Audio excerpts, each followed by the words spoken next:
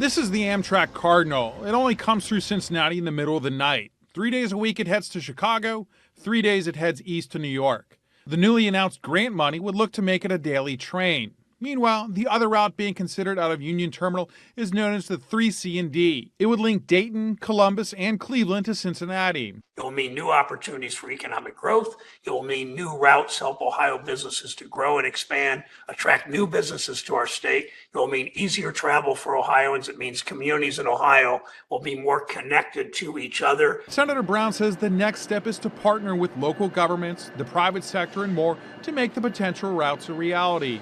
He says the state must show these routes can be successful. Rider fares will help sustain the cost. This isn't a giveaway. This is a transportation mode that we invest in, people in Ohio want to use, and people in Ohio, of course, will pay for good transportation.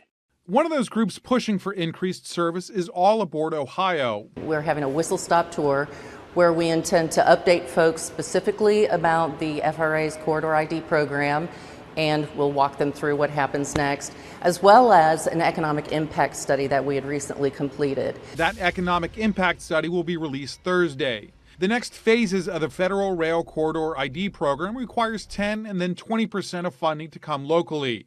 Once we get through the whole program, we're shovel ready, and then it's time for grants to get it actually going.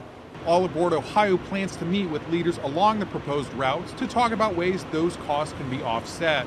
The All Aboard Ohio Whistle Stop Tour will begin in January and head out across the state. At Union Terminal, I'm Christian Hauser.